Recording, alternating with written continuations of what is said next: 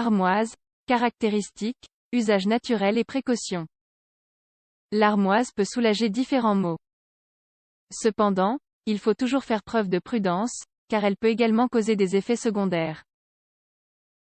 L'armoise est une plante ancienne qui est utilisée depuis l'Antiquité à différentes fins.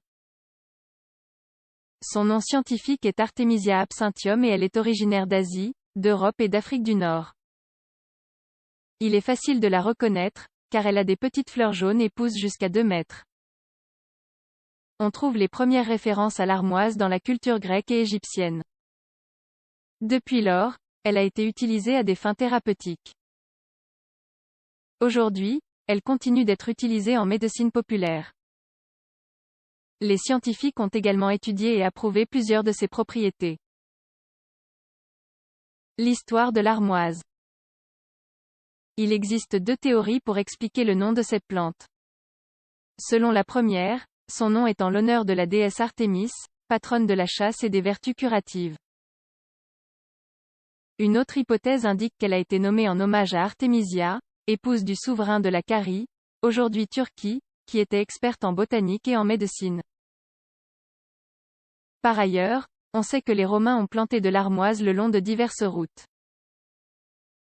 De cette façon, les soldats en marche pouvaient en prendre et en mettre dans leurs chaussures pour soulager leurs pieds fatigués. Aussi, la plante a longtemps été utilisée pour traiter les problèmes digestifs. Elle a également été utilisée comme insectifuge, et même comme composant de la bière. Les tiges de la plante sont brun rougeâtre. Les feuilles ont un arôme de sauge et un goût amer. Les fleurs sont jaunes, mais deviennent orange foncé en été. Cette plante est facile à trouver presque partout dans le monde. Les propriétés de l'armoise. L'armoise possède des vertus médicinales dans ses fleurs, ses tiges et ses feuilles. Elle possède des propriétés antibactériennes, antiparasitaires, analgésiques, anticonvulsivantes, anti-inflammatoires, émollientes, apaisantes, toniques, stimulantes et apéritives. Cette plante contient plusieurs produits chimiques thérapeutiques, tels que le camphre, le pinène et le cinéole. Ces composés ont des effets positifs sur la santé. L'armoise contient également une substance appelée artémisinine, avec une activité antitumorale présumée. L'armoise a longtemps été utilisée pour favoriser le flux menstruel. De même, il existe une hypothèse selon laquelle elle a la capacité de stimuler la contraction de l'utérus pendant l'accouchement, facilitant ainsi ce dernier. Cependant, sur ce dernier point, il existe une certaine controverse. Utilisation et bienfaits. L'armoise est utilisée sous forme de tisane, de teinture, d'huile essentielle et de sirop. Par ailleurs, la médecine traditionnelle chinoise la prescrit dans le cadre de l'acupuncture. Les avantages qu'elle offre sont encore à l'étude.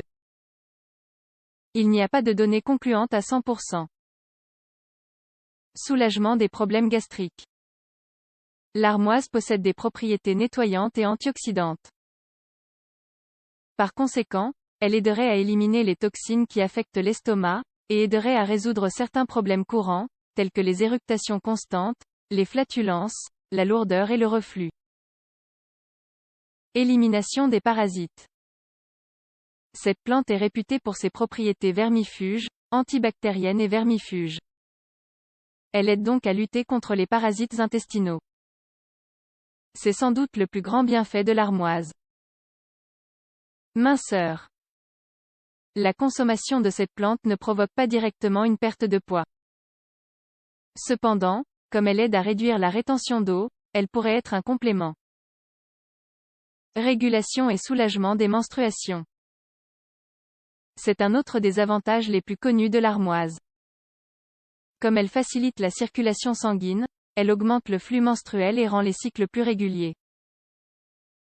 De même, elle aurait des effets antalgiques sur les crampes menstruelles.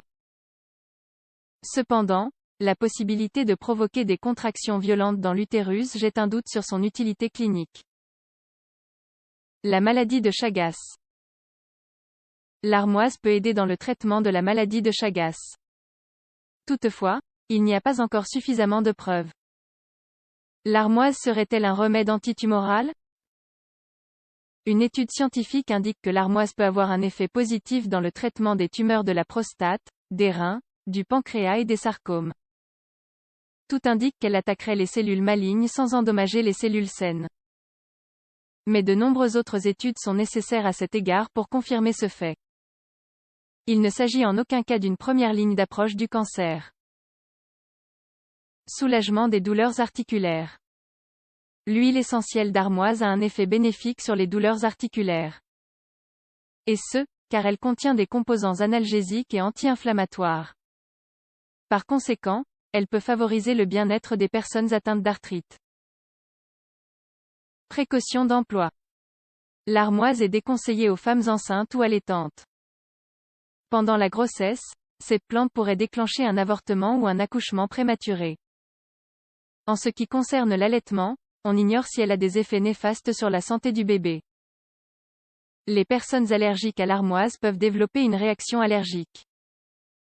Elle doit également être utilisée avec prudence par les personnes allergiques à la laitue, la chicorée, la marguerite, le tournesol, l'artichaut et le calendula. Les personnes allergiques au céleri, à la carotte ou au bouleau peuvent également avoir des réactions croisées lorsqu'elles consomment de l'armoise. L'armoise ne doit pas être consommée pendant plus de 4 semaines. Il ne faut pas non plus dépasser la dose recommandée, qui est de 6 grammes maximum par jour.